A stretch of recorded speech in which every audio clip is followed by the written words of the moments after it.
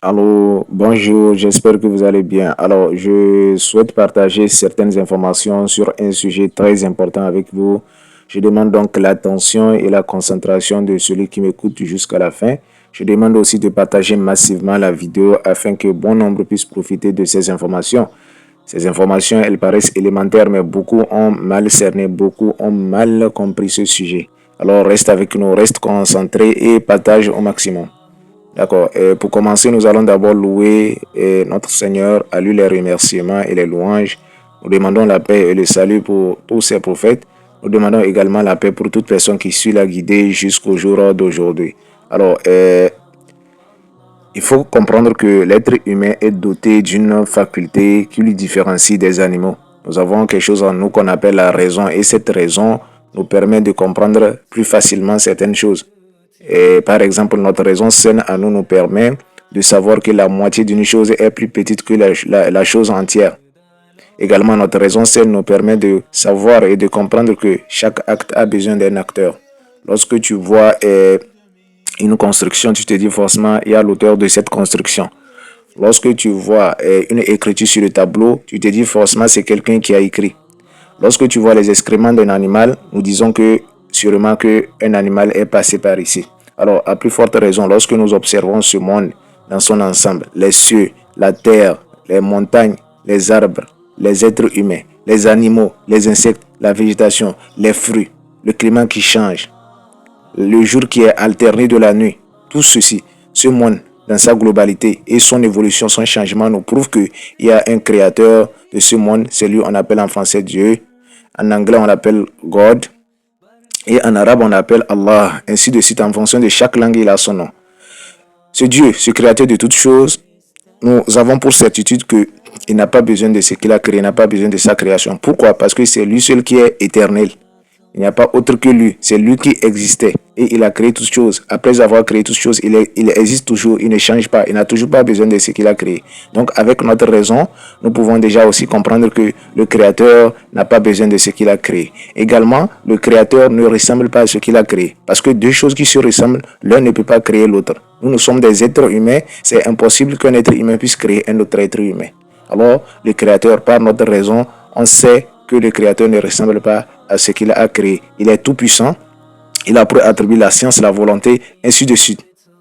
Donc, après avoir prouvé avec notre raison qu'il y a un créateur de ce monde qui ne ressemble pas à ce qu'il a créé, qui est unique, qui n'a pas d'associé, qui n'a pas besoin de ce qu'il a créé, maintenant nous allons voir quelle est la raison pour laquelle nous, en tant qu'être humain, nous avions été créés.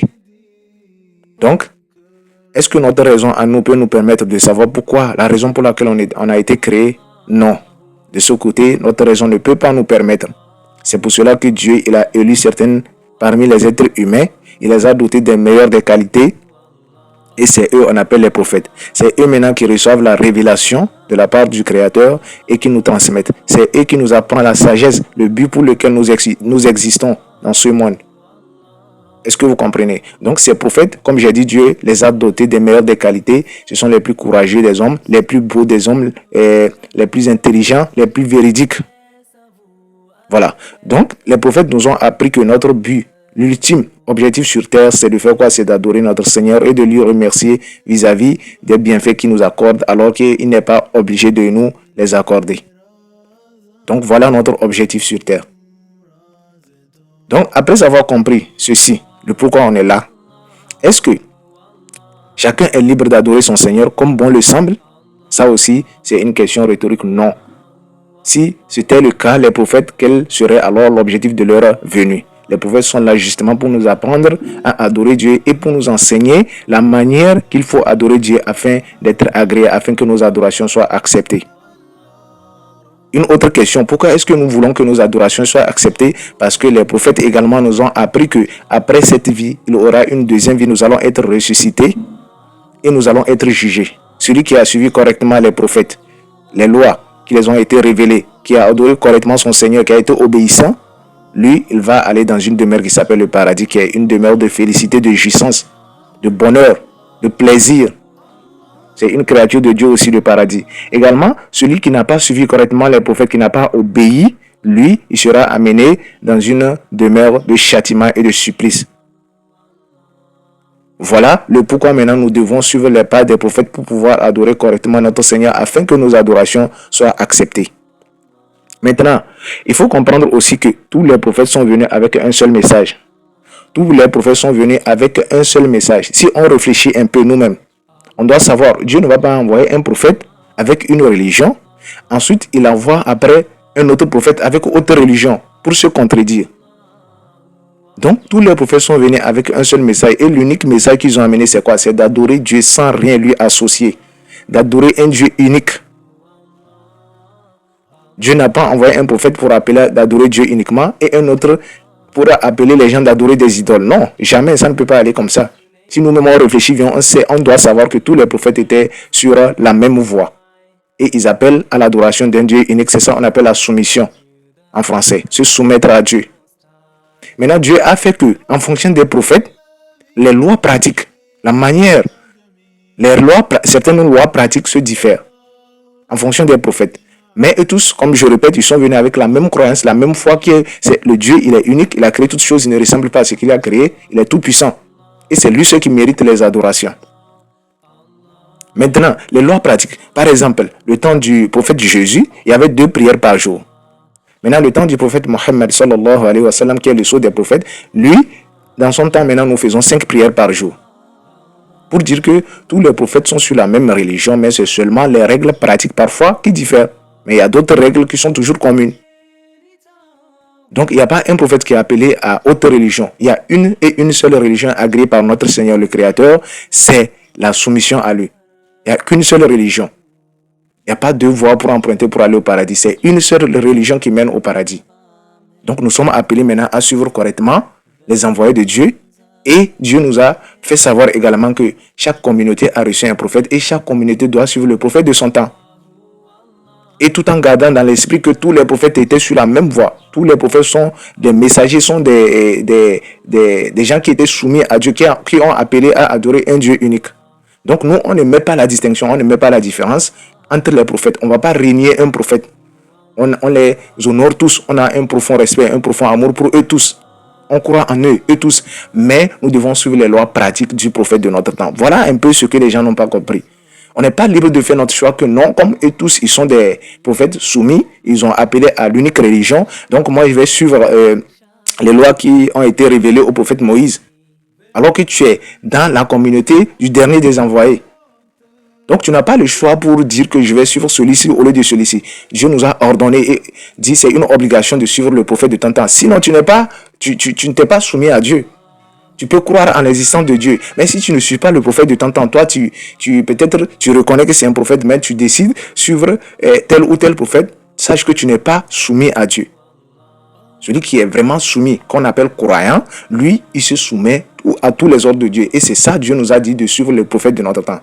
Et puis celui qui réunit un seul prophète, qui dit que lui, je doute de sa véracité, n'est pas prophète, lui n'est pas croyant également. Même si tu crois en Dieu, tu sais que Dieu existe et tu crois à la majorité des prophètes, tu réunis un seul prophète, sache que tu n'es pas croyant. Donc, mes frères, je vous invite fortement, celui qui veut se considérer croyant, qu'il sache que Dieu nous a exhortés, Dieu nous a ordonné de suivre le prophète de notre temps, les lois pratiques du prophète de notre temps, tout en sachant que tous les prophètes étaient sur la même religion qui est la soumission à Dieu. À partir de là, si on a compris ceci, nous sommes dans la communauté du dernier des envoyés. Le premier, c'était le prophète Adam alayhi salam, notre père, et le dernier des envoyés de Dieu, c'est le prophète Mohammed sallallahu alayhi wa sallam. Alors Dieu nous a ordonné de suivre le prophète de notre temps. Donc, pour embrasser, pour se dire que tu es croyant, qu'est-ce que tu dois faire? Tu dois croire que Dieu existe et tu dois croire que Mohammed sallallahu alayhi wa sallam est le messager de Dieu. Quand tu crois en ça et tu témoignes avec ta langue, tu dis, il n'y a pas autre Dieu digne d'être adoré. Tu attestes qu'il n'y a pas autre Dieu digne d'être adoré hormis Dieu. Tu témoignes que Mohammed sallallahu alayhi wa sallam est le messager de Dieu. Là, tu deviens ce qu'on appelle croyant. Tu es croyant.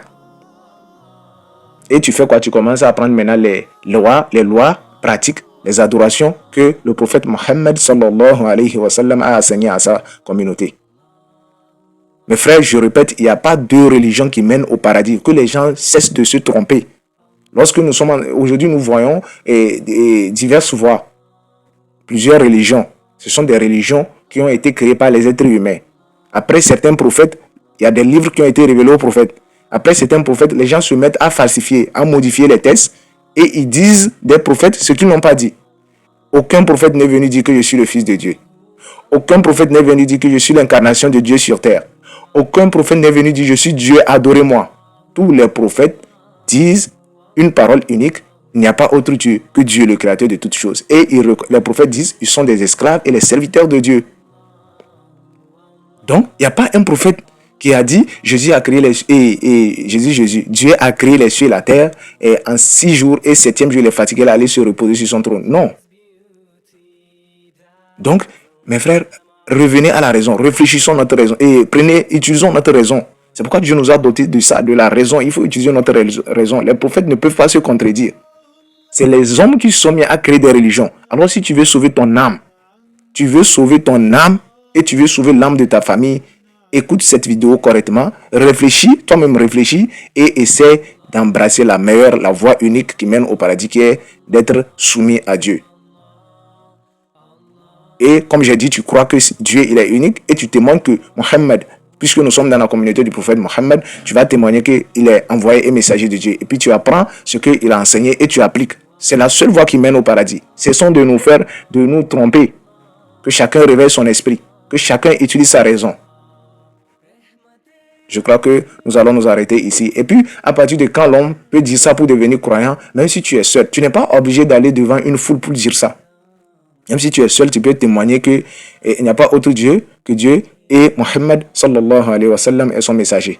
En ce moment, tu es croyant. En ce moment, lorsque tu fais des actes, lorsque tu fais de bonnes œuvres, tu seras récompensé.